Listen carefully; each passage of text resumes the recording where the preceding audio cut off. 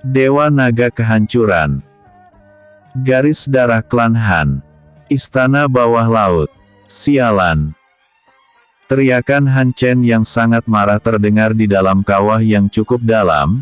Di semua tempat kawah tersebut, terlihat banyak bekas sayatan akibat dari teknik yang dilancarkan oleh Jie Yan sebelumnya. Duar. Ledakan ki bercampur dengan ki raja pun terlihat seperti bom nuklir.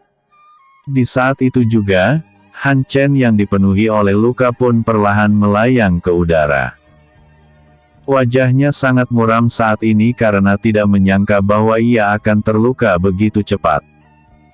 Belum pernah sama sekali seumur hidupnya diperlakukan seperti itu. Harga dirinya sebagai seorang pangeran dari Kekaisaran Han membuat Han Chen hampir buta dan kehilangan kendali karena amarah. Tetapi, sebagai veteran yang telah bertarung dengan banyak musuh serta mendapatkan gelar Master Bela Diri peringkat 41, Han Chen pun langsung menenangkan dirinya walaupun amarahnya tidak bisa padam sama sekali. Oh, tampaknya ini akan sedikit sulit. Batin Jie Yan. Ia tentu tahu bahwa kekuatan Han Chen sangat kuat. Ia hanya bisa mengalahkan kultivator tingkat alam sage tahap ke-6 dengan mudah lalu bisa bertarung dengan setara melawan kultivator tingkat alam sage tahap ke-7. Tetapi, untuk menjatuhkan orang sekaliber Han Chen, ia harus berusaha keras dan tidak perlu menahan diri sama sekali. Jika ia bertarung setengah-setengah, ia pasti akan kalah. Untungnya Jie Yan sudah ahli menggunakan teknik teleportasi. Jika itu dirinya ketika baru membangkitkan garis darahnya, dengan kekuatannya saat ini ia akan kalah secara memalukan. Bagus, memang layak untuk cucu Lin Ming dan Lin Si yang menjijikkan. Aku akan memenggal kepalamu hari ini juga lalu ingin melihat reaksi seperti apa yang akan didapatkan oleh legenda klan Lin ketika aku membawa kepalamu kepada mereka. Han Chen yang sudah bertekad pun mengeluarkan semua kekuatannya.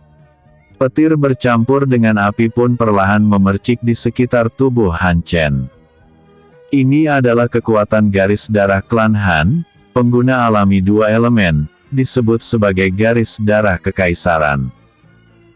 Ini juga membuat klan Han bertahan sangat lama dalam memegang kekuasaan di kekaisaran Han sejak zaman kuno.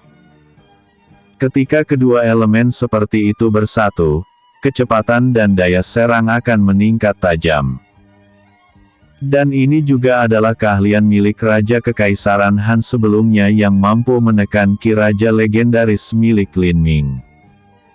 Semula, Han Chen tidak menganggap Jie Yan tinggi. Tetapi, ketika melihat ki raja milik Jie Yan sama seperti Lin Ming, maka ia harus menggunakan garis darahnya, yaitu garis darah kekaisaran yang disebut-sebut sebagai pembunuh ki raja. Armor petir. Jubah api. Bush. Tubuh Han Chen diselimuti oleh petir membentuk armor lalu jubah api muncul di tubuhnya berwarna oranye. Ini juga kekuatan unik yang membuat Han Chen mendapatkan gelar Master Bela Diri peringkat 41. Jie Yan langsung waspada seketika saat melihat perubahan Han Chen. Ia harus mengakui bahwa kekuatan Han Chen memang sangat luar biasa. Tetapi ia tidak akan mundur karena sudah bertekad untuk menghabisi Han Chen. Pilar api. Han Chen pun langsung mengangkat tangan kirinya dari bawah ke arah. Di saat itu juga, ki dalam jumlah yang sangat besar pun meledak dari bawah ke arah langit tepat di posisi Jie Yan berada. Teleportasi. Jie Yan langsung menghilang dan muncul tepat di depan Han Chen sambil mengayunkan pedang di tangannya. Seni rahasia, bayangan ganda. Zep. Ketika menggunakan teknik unik teleportasi beberapa kali dalam sekejap, Jie Yan tampak muncul dari 4 arah yang berbeda sambil mengayunkan pedangnya. Tetapi nyatanya hanya satu tubuh nyata di antaranya. Wajah Han Chen sangat garang saat ini. Ia tidak dapat melacak di mana Jie Yan yang sebenarnya dan langsung memutar tubuhnya sambil mengayunkan pedangnya dengan kecepatan yang sangat tinggi. Tebasan petir pamungkas. Seraing. Serak, serak, serak. 3 bayangan itu langsung ditebas oleh Han Chen tetapi tidak ada satupun yang nyata karena Jie Yan mampu mengontrol tubuhnya mendarat di mana. Seraing. Darah menyemprot seketika tetapi tidak terlalu banyak saat Jie Yan menebas punggung Han Chen. Ia menyipitkan matanya karena armor petir serta jubah api milik Han Chen memang sebuah pertahanan juga. Han Chen menggerakkan giginya saat meledakkan jubah api yang ada di punggungnya. Pengorbanan api suci. Mata Jie Yan menyusut tajam karena tidak menyangka bahwa jubah itu akan bisa diledakkan. Teleportasi. Duar. Ledakan api yang sangat besar pun langsung menyapu semua yang ada di sana. Jie Yan muncul di tempat tertentu dengan sedikit luka bakar di lengan kirinya karena mencoba menahan ledakan agar tidak melukai tubuhnya. Krek. Menahan panas di tangannya, Jie Yan langsung mengangkat pedangnya ke arah langit lalu menyerangnya sekuat tenaga dari atas ke bawah tepat di ledakan api yang belum padam. Seni rahasia, bila pemisah ruang. Seraing. Jeres. Tebasan yang sangat tipis pun menerjang dan langsung membelah semua yang ada di depannya. Permukaan tanah juga terlihat dipotong. Serak.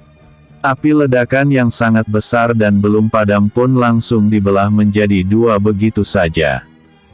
Wush! Ledakan api lenyap seketika saat Han Chen mengibaskan lengannya. Terlihat luka yang cukup dalam di bahu kanannya.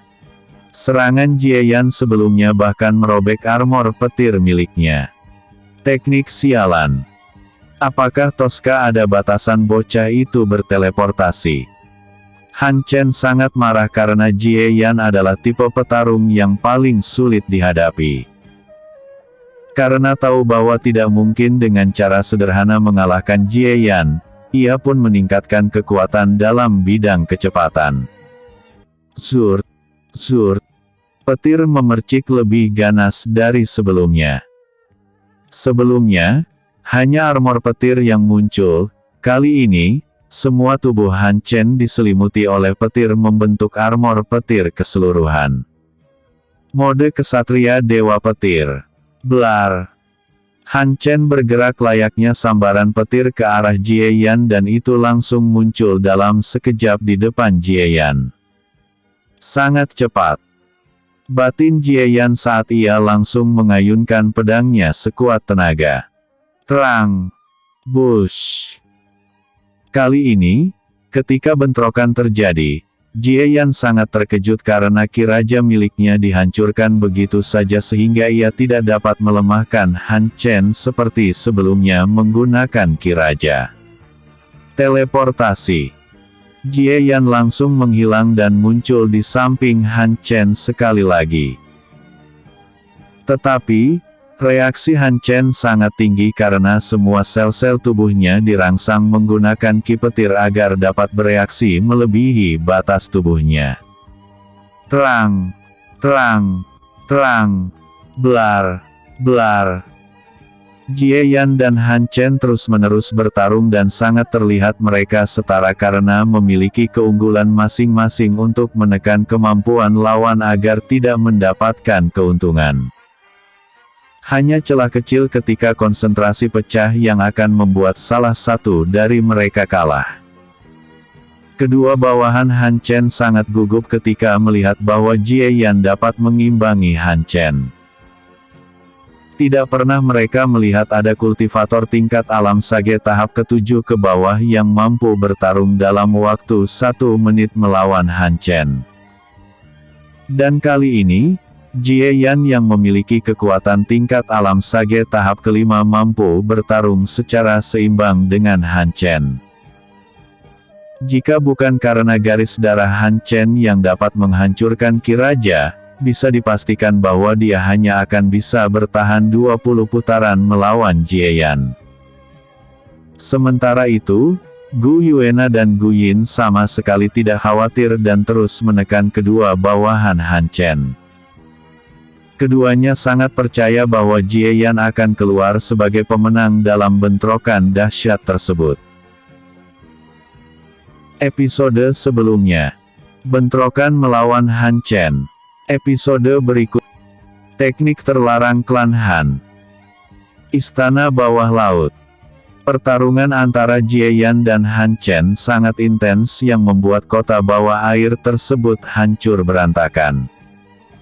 Kemanapun keduanya bergerak, itu akan menyisakan kehancuran. Jie Yan tetap tenang selama pertarungan. Selain dari teknik teleportasi, ia juga menggunakan kemampuan penuh mata raja miliknya untuk melihat lintasan serangan Han Chen yang sangat cepat. Sementara untuk Han Chen, ia semakin marah sampai-sampai wajahnya merah padam di balik helm perang petir. Selain dari kecepatan teknik teleportasi Jie Yan, bahkan serangannya seperti diprediksi setiap waktu. Ia sangat menyadari bahwa dirinya lebih kuat daripada Jie Yan. Tetapi ia sama sekali tidak mampu menekannya karena kemampuan Jie Yan. Kecepatan absolut miliknya selalu bisa diatasi Jie Yan walaupun ia juga bisa terus menahan serangan Jie Yan. Mengetahui hal ini, Han Chen terus berpikir tentang cara untuk menjatuhkan Jie Yan. Teknik armor kesatria Dewa Petir adalah salah satu teknik puncak klan Han tetapi masih tidak ampuh melawan Jie Yan. Karena itu, Han Chen pun tidak punya pilihan lain selain menggunakan teknik terlarang klan Han hanya untuk menjatuhkan Jie Yan. Ia tidak akan pernah menyangka bahwa suatu hari ia harus menggunakan cara itu untuk menjatuhkan kultivator yang memiliki kultivasi 2 tahap di bawahnya. Terang. Jie Yan dan Han Chen saling berbenturan lagi dan keduanya langsung menghilang di jarak tertentu lalu melesat kembali. Seni rahasia, kecepatan teleportasi ganda. Zap, zap. Jie Yan berteleportasi 2 kali sekaligus yang membuat Han Chen sangat terkejut karena tidak menyangka bahwa Jie Yan akan mampu melakukan itu. Awalnya ia telah menghafal pola serangan menggunakan teleportasi Jie Yan dan itu memiliki jeda waktu.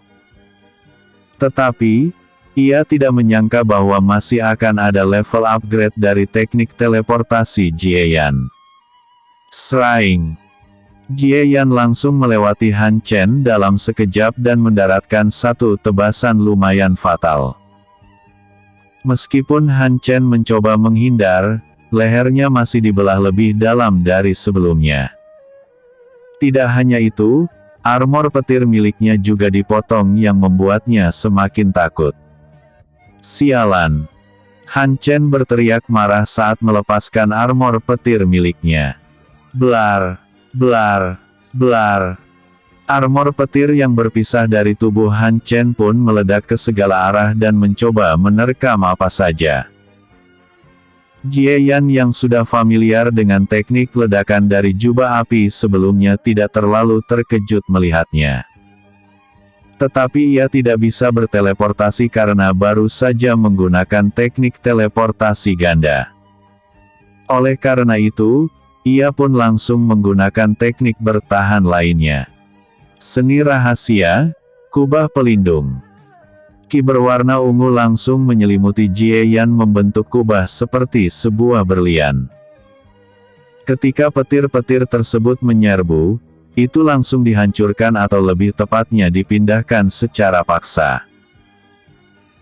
Ledakan petir di semua tempat juga membuat Gu Yuena dan Gu Yin serta kedua bawahan Han Chen langsung pergi menjauh karena mereka tahu efek dari ledakan petir yang menggelegar di semua tempat di kota bawah air sangatlah mengerikan. Hufet! Hufet! Hufet! Han Chen terengah-engah saat melepaskan armor petir untuk menyerang secara paksa. Ia juga menerima sedikit dampaknya karena ki petir yang merangsang sel-selnya juga langsung dikeluarkan. Mata Han Chen sangat merah karena melihat Jie Yan masih selamat. Karena tahu bahwa dengan cara itu pun ia tidak bisa menumbangkan Jie Yan, maka ia harus menggunakan teknik terlarang karena hanya itu teknik terkuat yang ia miliki saat ini. Semua teknik tingkat atas klan Han sama sekali tidak berpengaruh pada Jie Yan. Sementara itu, Jie Yan yang baru saja melepaskan teknik pertahanan miliknya juga kelelahan. Tubuhnya sedikit kaku karena terakhir kali menggunakan teleportasi ganda. Saat ini, Jie Yan tahu bahwa ia mungkin akan menerima dampak serius jika menggunakan teknik teleportasi pada tubuhnya sendiri. Dengan kata lain, ia harus menumbangkan Han Chen dengan sekali teleportasi. Untuk teknik menyerang berbasis teleportasi, itu tidak akan memiliki masalah sama sekali walaupun ia menggunakannya terus-menerus. Yang tidak bisa dilakukan terus-menerus adalah teknik teleportasi terhadap tubuhnya sendiri. Inilah batasan dari alam pada garis darah miliknya. Jika saja Jie Yan bisa terus-menerus menggunakan teknik teleportasi pada tubuhnya, bisa dikatakan bahwa ia tidak akan terkalahkan sekuat apapun musuhnya karena ia terus-menerus bisa berpindah tempat. Mata Han Chen menyipit ketika melihat raut wajah Jie Yan yang tampak sedikit berubah.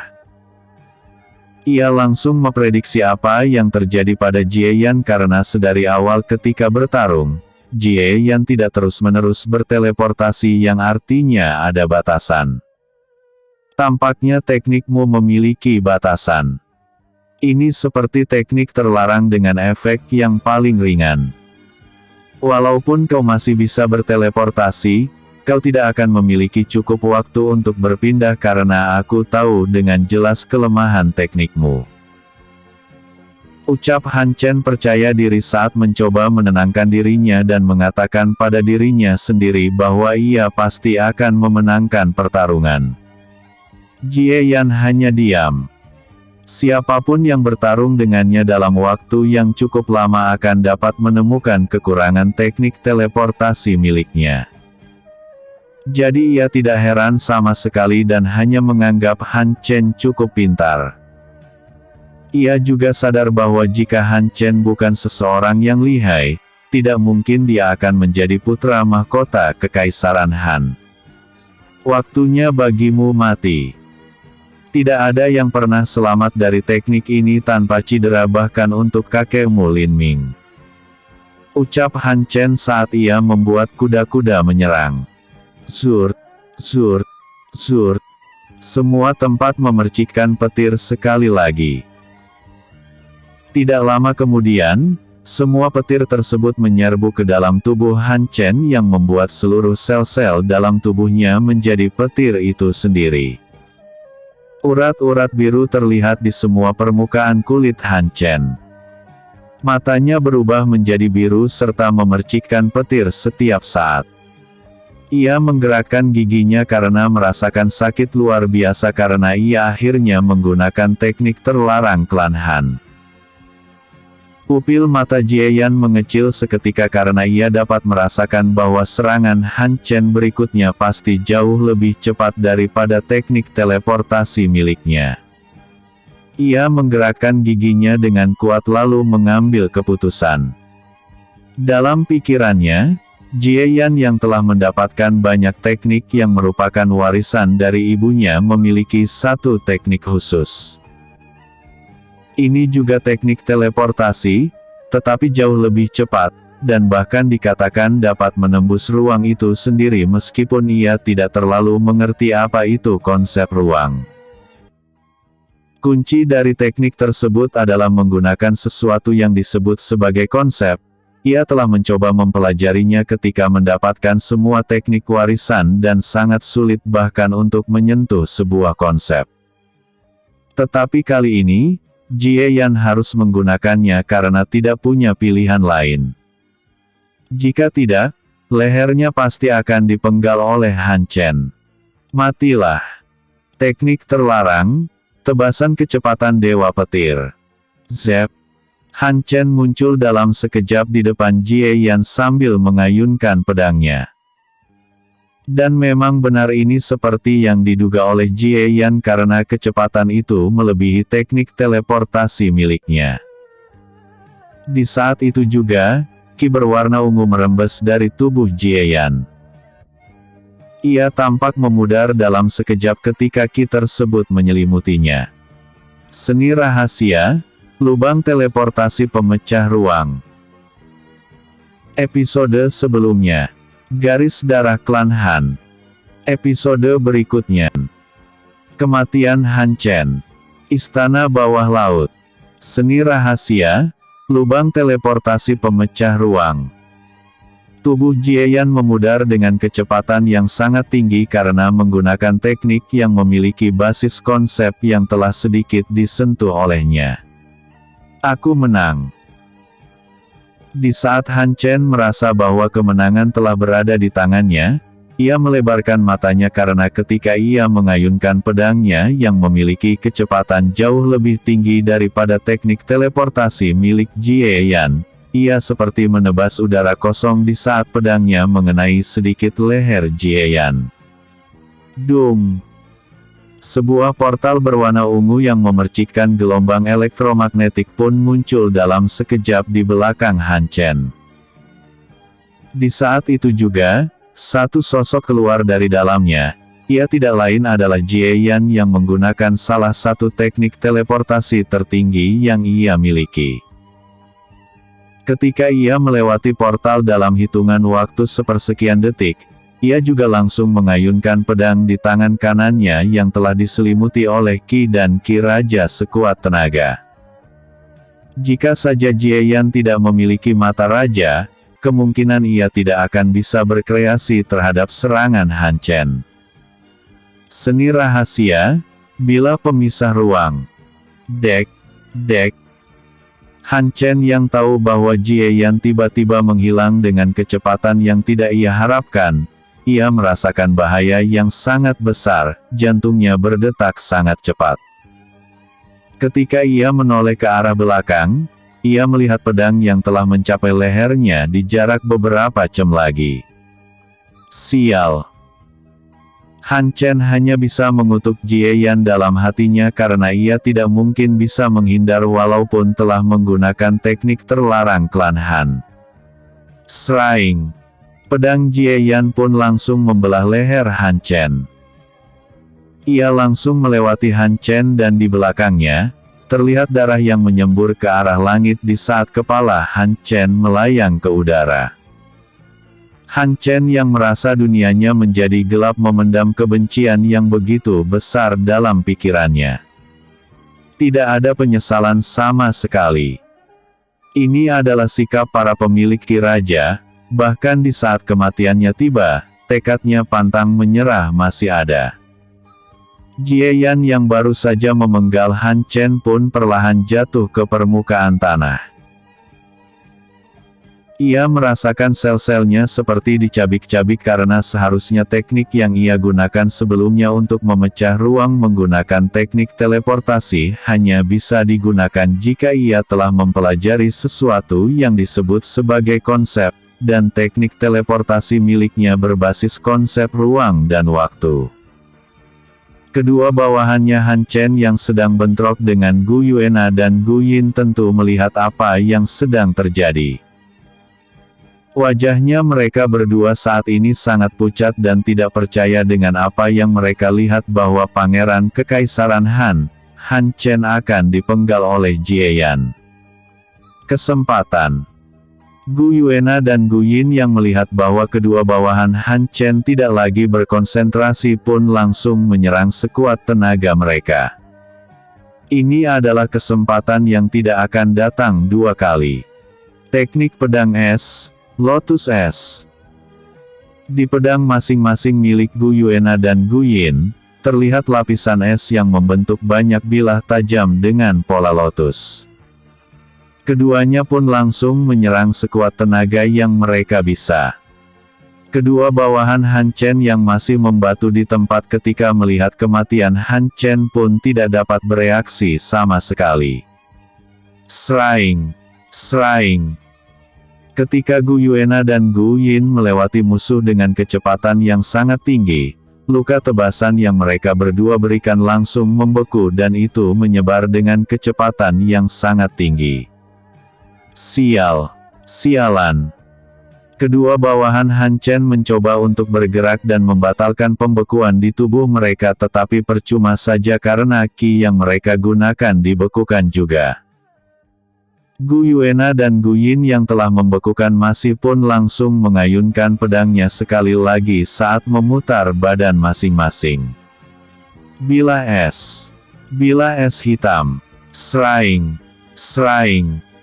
Kedua bilah ki yang sangat besar membentuk es dan es hitam pun melesat ke arah kedua bawahan Han Chen. Serak! Serak! Tubuh keduanya pun langsung dibelah, dan di saat itu juga, pembekuan lebih cepat terjadi. Bruk! Bruk! Kedua tubuh bawahan Han Chen langsung hancur ketika terjatuh ke permukaan tanah karena keduanya telah membeku menjadi es. Keduanya memang tangguh. Jika saja mereka berdua tidak kehilangan konsentrasi, mungkin sulit bagi kita untuk mena. Gu Yuena yang ingin berbicara dengan sepupunya pun menghentikan kata-katanya saat menatap Gu Yin yang telah pergi ke sisi Jie Yan tanpa mempedulikan musuh yang telah tewas ataupun dirinya. Jie Yan saat ini sedang berbaring di permukaan tanah karena rasa lelah dan sakit yang berlebihan di tubuhnya. Ia harus mengakui bahwa jika ia tidak memiliki teknik teleportasi seperti itu, bisa dipastikan bahwa dirinya akan jatuh di tangan Han Chen.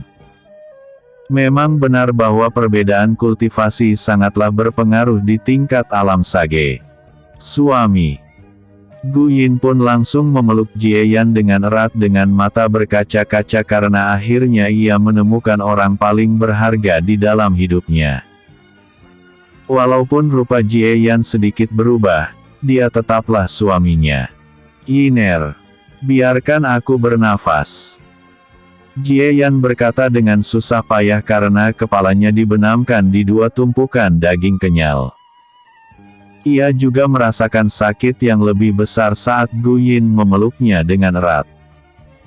Mendengar kata-kata Jie Yan, Gu Yin merasa sangat malu lalu menaruh kepala Jie Yan di pangkuannya. Apakah kau baik-baik saja? Apakah kau terluka? Gu Yin langsung memeriksa semua bagian tubuh Jie Yan dengan cermat untuk melihat semua luka-luka yang ada. Sebelum Jie Yan berbicara, Gu Yin langsung mengeluarkan banyak pil lalu memasukkannya ke dalam mulutnya dengan paksa. Ia tidak bisa berkata-kata saat ini melihat kelakuan Gu Yin. Suami, kau mengalami banyak luka dangkal. Telah semua pil itu akan membantumu pulih lebih cepat. Gu Yin dengan wajah yang sangat serius dan perhatian pun berbicara saat selesai memberikan pil pemulihan. Jie Yan terdiam seketika karena tidak tahu harus berbicara apa.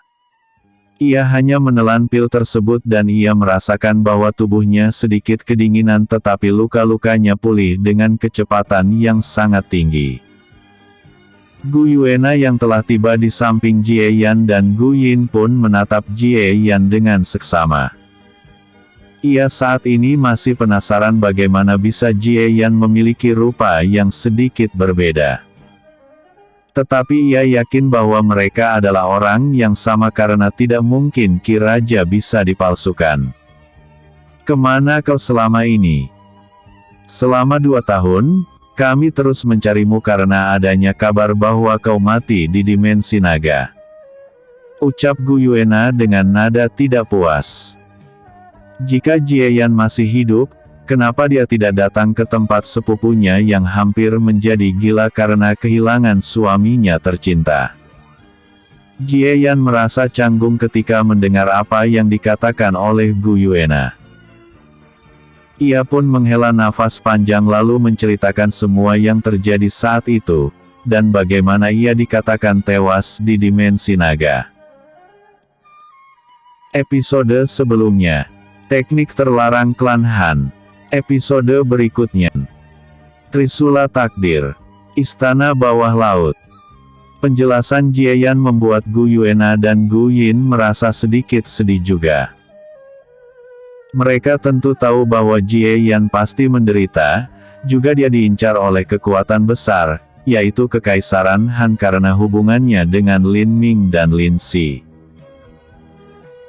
Gu Yuena dan Gu Yin tentu tahu siapa Lin Ming dan Lin Si, dan oleh karena itu, keduanya sangat memaklumi bahwa Jie Yan harus menggunakan nama samaran untuk sementara waktu sampai semua masalah diselesaikan atau memiliki kekuatan yang cukup untuk melawan semua musuh.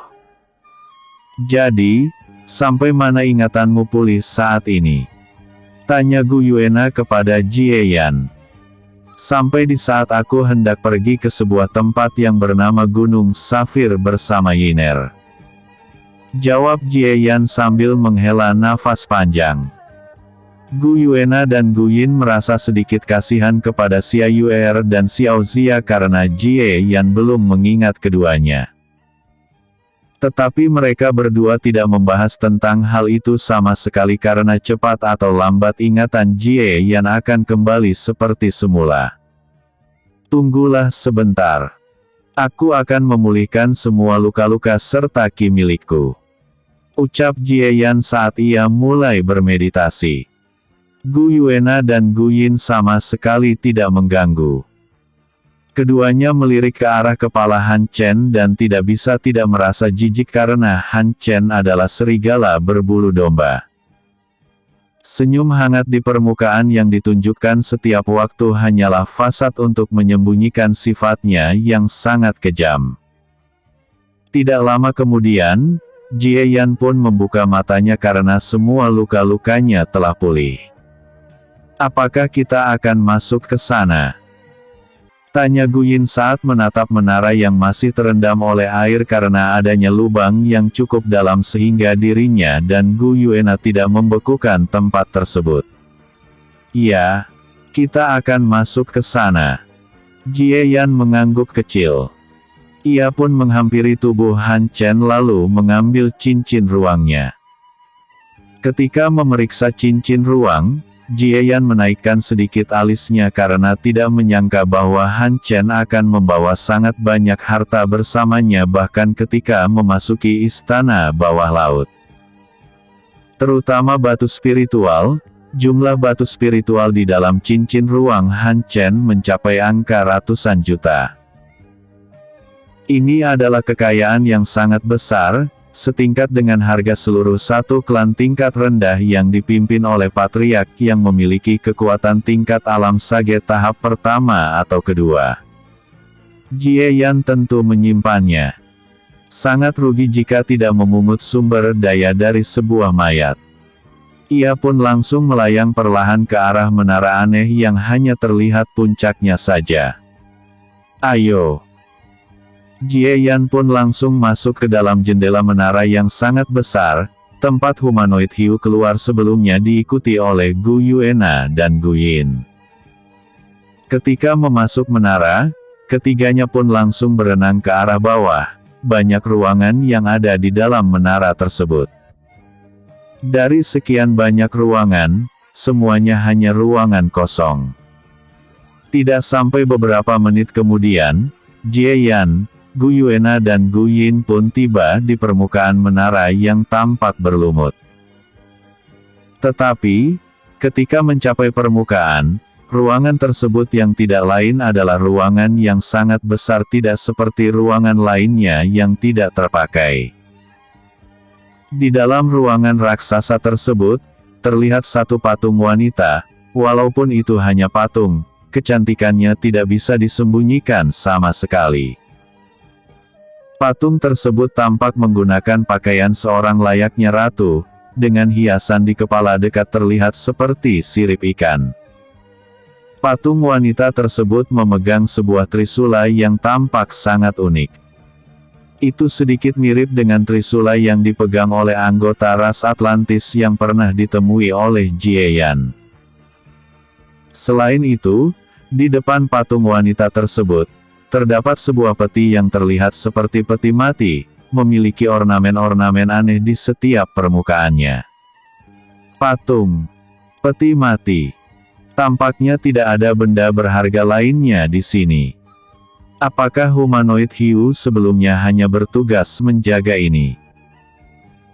Gu Yuena sedikit kecewa karena tidak ada apapun yang bisa diambil padahal mereka sudah berhasil melewati rintangan yang selalu menghalangi semua kultivator untuk mengambil sumber daya. Untuk Jieyan dan Guyin, keduanya hanya diam. Jieyan pun perlahan mendekat ke arah peti yang tampak seperti peti mati walaupun ia merasa bahwa itu bukan peti mati, hanya bentuknya yang mirip. Dengan perlahan, Jieyan pun mendorong tutup peti batu tersebut. Ketika peti terbuka, sebuah trisula yang sama dengan yang ada dipegang oleh patung wanita terlihat. Ini. Jieyan mengerutkan keningnya ketika menatap trisula tersebut. Ia dapat merasakan aura yang sangat misterius yang terpancar. Jieyan yang penasaran mencoba menyentuh trisula tersebut tetapi ada gaya penolakan yang sangat kuat. Ini juga membuat tangannya terasa kesemutan. Ini bukan trisula sederhana. Kemungkinan trisula ini memiliki tingkat yang sama dengan tombak pembunuh naga yang aku miliki saat itu. Ucap Jieyan dengan wajah serius. Ia tahu bahwa senjata seperti itu akan memiliki seseorang yang layak menggunakannya, sama seperti dirinya saat itu yang dianggap layak menggunakan tombak pembunuh naga, tombak itu sendiri yang memanggilnya untuk diambil. Tombak pembunuh naga. Tombak yang dimiliki kaisar manusia. Guyin tentu saja ingat tentang hal itu. Ya, cobalah ambil senjata ini, trisula ini akan bisa digunakan jika senjata ini mengakui kalian. Ucap Jieyan saat menatap ke arah Gu Yuena dan Guyin. Jika begitu, aku akan mencoba. Guyin tentu saja sangat bersemangat karena ia juga menginginkan senjata yang sangat kuat, sama seperti milik suaminya. Ketika Guyin ingin menyentuh trisula tersebut, gaya penolakan yang lebih kuat pun terjadi, itu tandanya bahwa Guyin bahkan lebih tidak layak. Jieyan hanya bisa terdiam karena ia tahu kenapa itu terjadi. Kemungkinan dikarenakan Guyin adalah pembunuh iblis, sedangkan aura yang terpancar dari trisula terasa sangat suci. Apakah trisula ini bisa diambil? Guyin yang meringis sedikit kesakitan pun berkata dengan nada tidak puas ketika menatap ke arah trisula. Biarkan aku mencobanya, ucap Gu Yuena. Entah mengapa, ia merasa sangat tenang ketika menatap trisula tersebut. Ia perlahan berjalan ke depan peti lalu mengulurkan tangannya ke arah trisula. Dung! Aura berwarna putih kebiruan tampak hendak menolak Gu Yuena, tetapi itu hanya secara samar, tidak seperti hasil yang didapat Jieyan dan Guyin. Ini. Mata Gu Yuena melebar karena dapat merasakan arus waktu tampak sangat aneh. Ia seperti melihat banyak gambar-gambar di dalam kepalanya. Apa yang dilihat oleh Gu Yuena adalah beberapa gambar dirinya yang tampak kesakitan, ada juga gambar dirinya memegang trisula. Semua dari gambar tersebut memiliki prosesnya sendiri. Tanpa berpikir lebih banyak pun, ia merasa seperti bisa memilih gambaran apa yang akan terjadi selanjutnya. Gu Yuena memiliki alur tertentu saat dirinya memegang trisula. Di saat itu juga, aura putih kebiruan meledak ke segala arah yang membuat Jieyan dan Guyin terhempas. Di saat Gu Yuena memegang trisula tersebut, matanya tampak berubah menjadi bercahaya biru. ia seperti sedang dirasuki oleh sesuatu. Ketika tubuh Gu Yuena seperti tidak terkendali, ia pun menggumamkan sesuatu yang dapat didengar oleh Jie Yan dan Gu Yin. Trisula Takdir. Episode sebelumnya. Kematian Han Chen. Episode berikutnya. Dewi Laut. Istana Bawah Laut. Trisula Takdir. Gu Yuena yang tampak sedang dirasuki oleh sesuatu berkata dengan nada yang cukup aneh. Suaranya tidak terdengar seperti suaranya yang asli, melainkan suara seorang wanita yang memiliki keanggunan serta nada seorang ratu.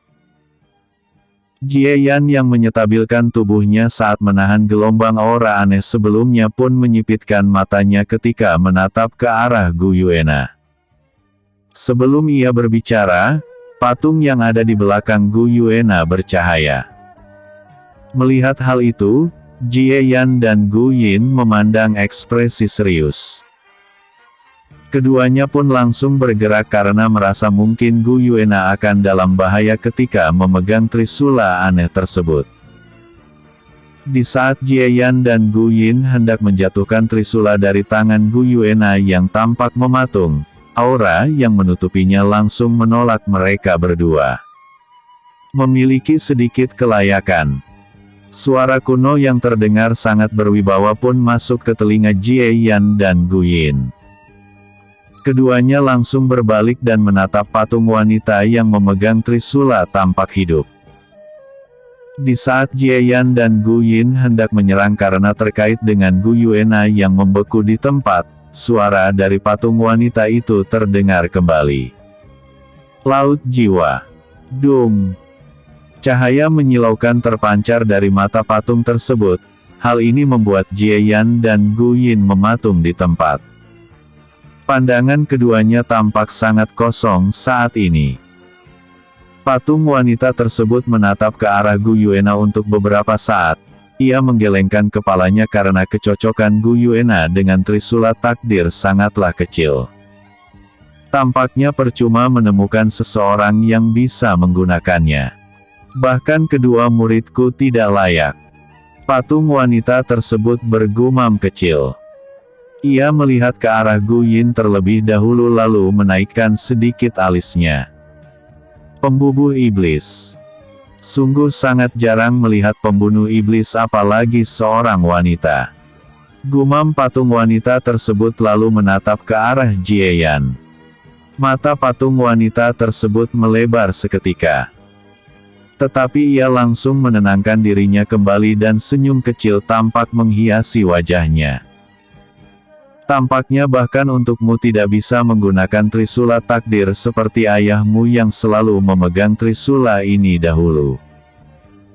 Gumam patung wanita tersebut lalu membatalkan teknik pengekangan yang ia gunakan sebelumnya, yaitu laut jiwa.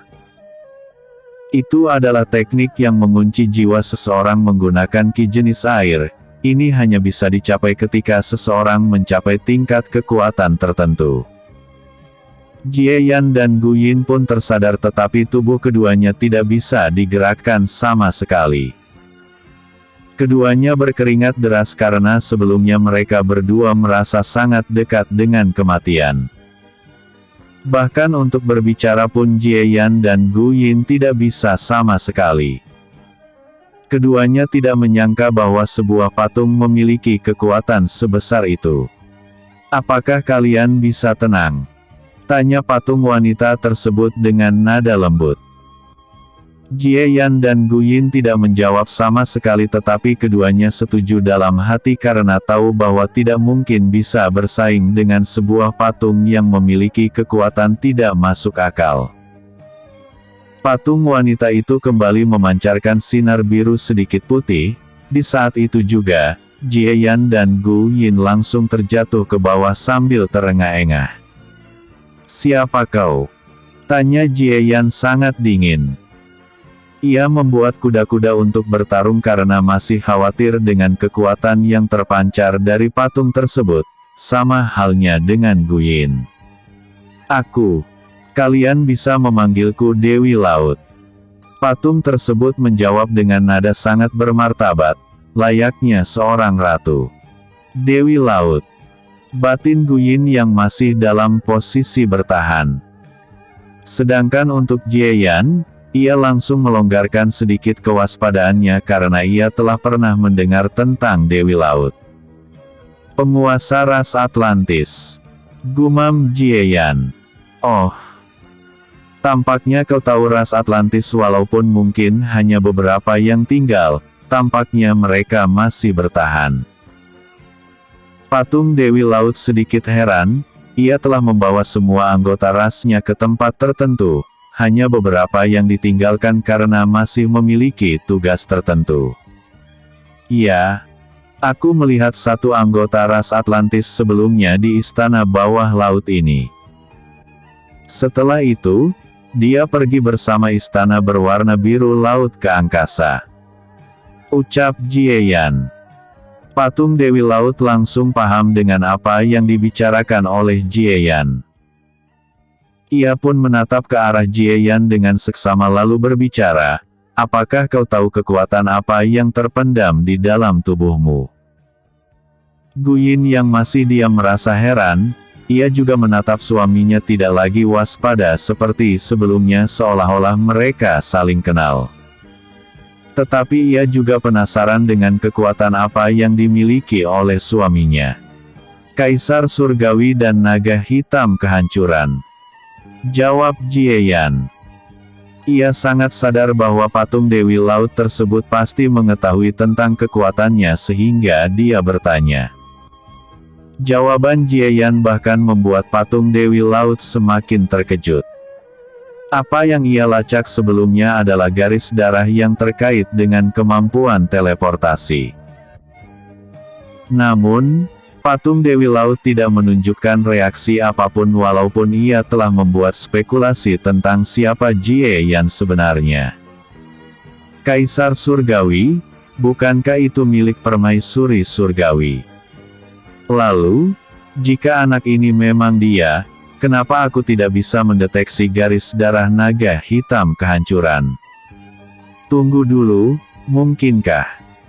Patung Dewi Laut yang berpikir beberapa saat langsung mengingat seseorang tertentu yang memiliki kekuatan Dark Phoenix. Ia juga melacak aura tersebut di tubuh Jie Yan. Nirvana, seni terlarang kelahiran kembali. Batin patung Dewi Laut dan ia langsung tahu siapa Jie Yan sebenarnya. Lagi pula, penampilan Jie Yan memang sangat mirip dengan seseorang yang ia kenal, terutama warna rambut dan mata ungu sedikit putih tersebut. Tidak disangka bahwa anak yang rapuh telah tumbuh dewasa. Sepertinya Dark Phoenix itu menyegel garis darah naga hitam kehancuran karena suatu hal. Apakah ini agar efek samping teknik pembangkitan tidak mempengaruhi tubuhnya? Batin patung Dewi Laut lagi. Tetapi, ketika memikirkan kembali Dark Phoenix, ia hanya bisa menggelengkan kepalanya karena makhluk tersebut sangat memusuhi mereka saat itu. Apa yang terjadi pada Gu Yuena? Tanya Jie Yan dengan mata menyipit. Patung Dewi Laut tersadar dari lamunannya dan menatap ke arah Gu Yuena. Dia sedang berjuang untuk menundukkan Trisula Takdir. Tetapi, kemungkinan besar dia akan gagal. Ucap patung Dewi Laut. Apa? Jika kakak gagal, apa yang akan terjadi? Tanya Gu Yin buru-buru. Ia tahu bahwa Trisula Takdir adalah senjata hebat sama seperti milik suaminya. Sudah pasti memiliki resiko jika gagal menundukkannya. Dia akan kehilangan seluruh kultivasinya. Jawab patung Dewi Laut acuh tak acuh. Kakak. Gu Yin ingin menghentikan Gu Yuena memegang Trisula Takdir, tetapi ia langsung ditangkap oleh Jie Yan. Yiner, tunggu dulu. Dia pasti memiliki cara untuk membantu Naer. Jika tidak, dia tidak mungkin melepaskan kita sebelumnya. Ucap Jie Yan yang sebelum Gu Yin mulai berteriak. Patung Dewi Laut tersenyum mendengar apa yang dikatakan oleh Jieyan. Kau memang sangat sama dengan wanita itu, tenang dan penuh perhitungan. Batin patung Dewi Laut. Ya, aku memang memiliki cara. Patung Dewi Laut mengangguk kecil. Tolong bantu kakakku. Gu Yin pun langsung memohon dengan mata berkaca-kaca. Walaupun ia selalu berdebat dengan sepupunya yang lebih tua, ia masih sangat menyayanginya. Tenang saja gadis kecil. Karena suatu hal khusus, aku akan merubah takdir kakakmu. Saat mengatakan itu, patung Dewi Laut menghentakkan trisula batu yang ada di tangannya ke permukaan lantai. Terang. Episode sebelumnya. Trisula Takdir. Episode berikutnya. Memberi hadiah.